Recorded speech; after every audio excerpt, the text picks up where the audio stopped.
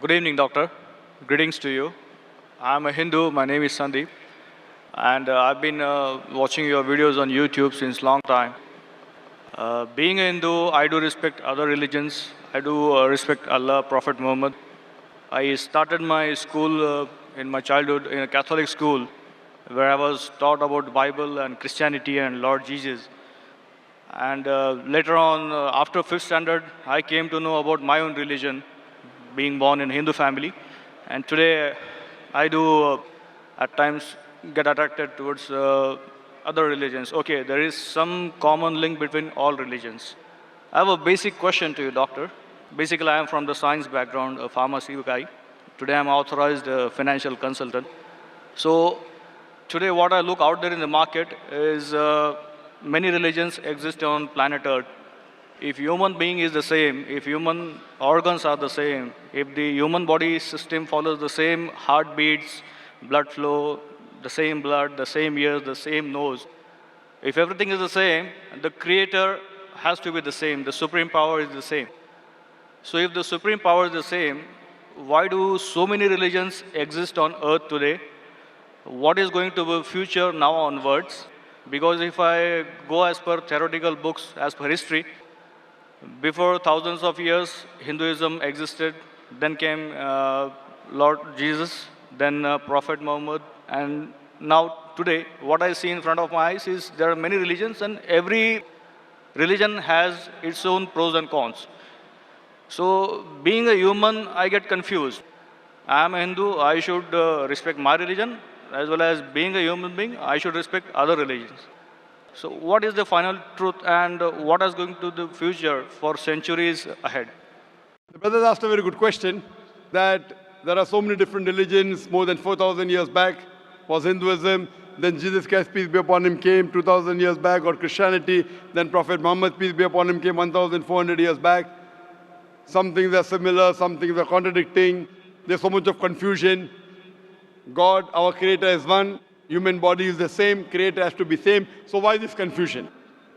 It's a very good question. The reply is given in the Quran in Surah Al-Imran, chapter 3, verse number 19. It says, Inna Dina Indallah Islam. The only religion acceptable in the sight of God is Islam. That is peace acquired by submitting our will to God. Almighty God only gave one religion to the human beings. As I said earlier, Almighty God has only sent one religion. But He has sent many messengers. When He sent messengers who got messages, by the passage of time, the message got changed. Again a new messenger came. He brought a fresh message. Again the people changed it. Again a new messenger came.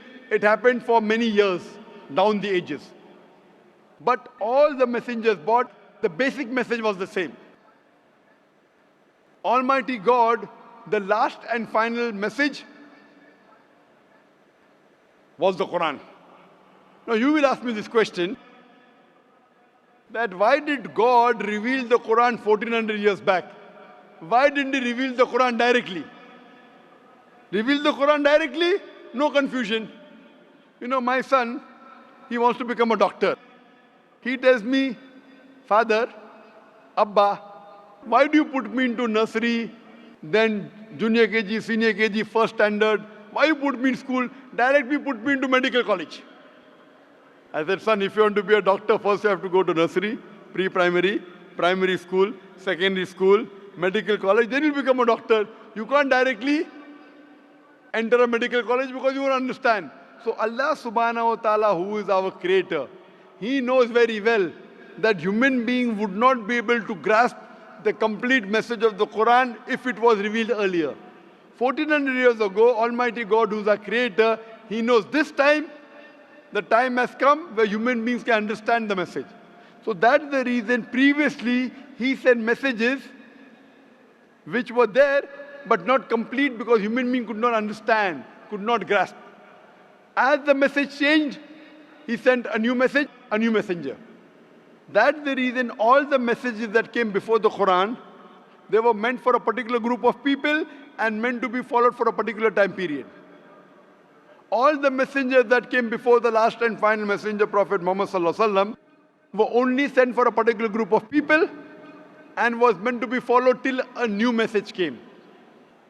Almighty God, He knew 1400 years ago was the time when human beings can understand the final message, the Quran.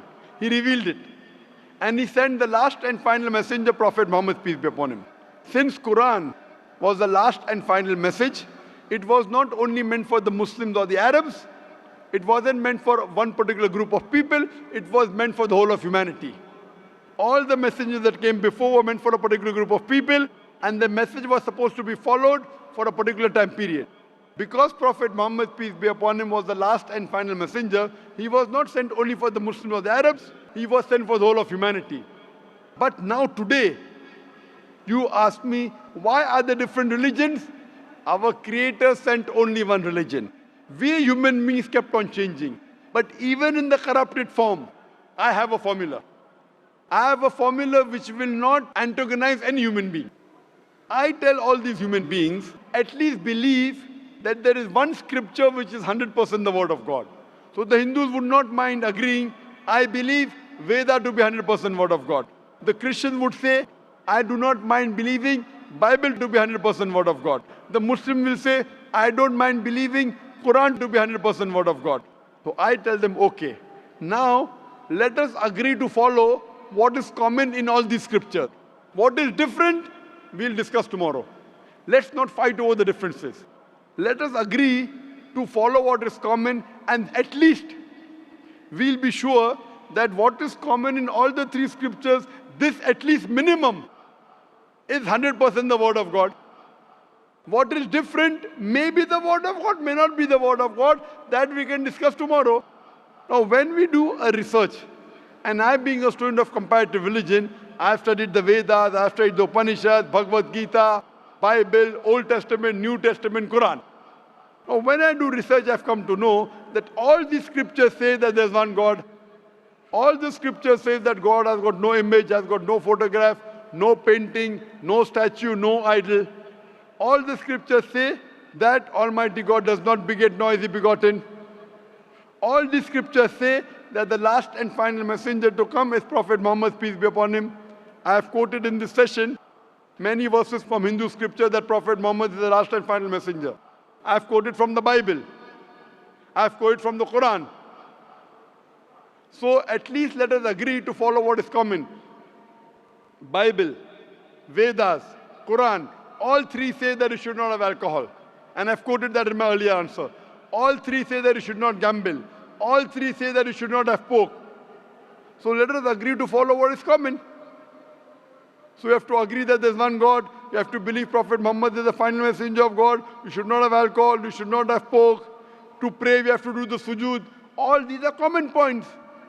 So I'm asking the question that if you say you are a Hindu and you say that you respect other religions, I'm asking the question, do you believe that there's one God?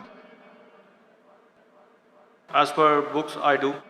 Do you believe that idol worship is prohibited? That's a confusing area.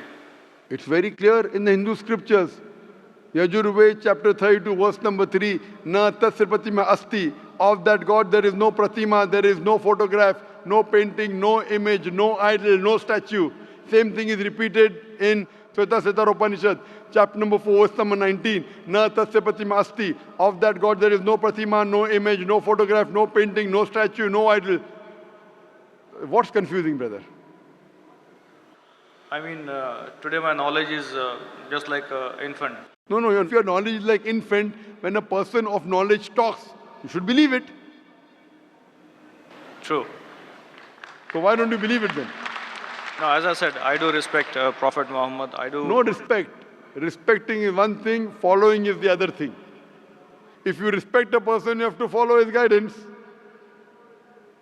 So again, the question goes in the same direction what I was asking to you, that if I am a Hindu, if I believe in Hinduism, but still when I step out of my home, I have to follow my colleagues, the other society members, human beings on the earth. Is it a must? Suppose the other society members start robbing. If your other human beings start robbing, even you start robbing. Brother, if your friends start robbing, will you rob? I will have to defend myself. Will you rob, yes or no? If somebody is robbing me, No, you said that you have to follow the other human beings, other society. If your other friends start robbing other people, will you start robbing? Will you rob others? I don't think so. There is a point in robbing others. Okay, because you know robbing is wrong. So that time you will not follow society. Follow the society when it is right. Do not follow when it's wrong. God has given you grey matter, brain. Correct? So if your Hindu friends are going against the Veda, will you follow Veda or your Hindu friends? They have to follow what is written in the books. Yes, forget about them. I'm asking about you. If your Hindu scripture says don't do idol worship, will you do idol worship? No, then I will not. So now do you believe idol worship is wrong? Again, as I said, I have to study more. I'm not clear. No, but you study, when you study? Today or tomorrow? When? Maybe today or tomorrow. Okay, fine. I have quoted so many references from the Hindu scripture about Prophet Muhammad, peace be upon him. Do you believe Prophet Muhammad is the messenger of God? Yes, I do. If you believe, don't you have to follow his commandments? I may have to. Why may? Again, I'm not If you clear. may believe in, then you may. If you do believe in, you do have to follow. It's simple English. If you say maybe he is a messenger of God, then you can say maybe I'll follow him. When you say surely the messenger of God, then you have to follow him surely. Why? But, is Will a it, messenger of God deceive you? but again, do I have to be a Muslim to follow Prophet Muhammad? Or No, you Islam? have to be a good Hindu also. You have to be a good Hindu and a good Christian to follow Muhammad Sallallahu Alaihi Wasallam. That's where the whole thing If goes. you are not a good Hindu, if you are not a good Christian, you will never follow Prophet Muhammad Sallallahu Alaihi Wasallam. Because Hindu scripture says the Antim Rishi, the Kalki avatar is Prophet Muhammad Sallallahu Alaihi Wasallam. I gave references, if you want I can give again. Do you want me to give the references again of Prophet Muhammad in the Hindu scriptures? I did listen to your references. I need to go through them. Fine. So inshallah go today. Tomorrow, I would give you the first chance and there's a lady there. You too, I would give the first chance. Then I will call you a truthful person. Go today, Google, check on the net. I gave at least 100 references. There are more than 100 in my lecture. If you see on Hindu scriptures talking about Prophet Muhammad Sallallahu Alaihi Wasallam, talking about one God, talking not to have alcohol, not to have pork, not to gamble. What is different we'll discuss tomorrow. At least what is common we should agree. So when you are talking about getting human beings together, I am giving you a formula which will not offend you. I am not telling you follow that which is not mentioned in the Hindu scripture. I am telling you follow what is mentioned in Hindu scripture and the Quran. 100% you will be a good Hindu, good Christian and even enter into Islam. May not be good Muslim, at least enter, and then your scripture says you have to follow the guidance of the last messenger, you have to follow the Quran. So if you follow the Quran correctly and the sayings of the Prophet Muhammad Sallallahu Alaihi Wasallam, you will be a good Muslim. And I'm waiting that inshallah if we can do it today, tomorrow inshallah we can interact. Thank you very much, doctor.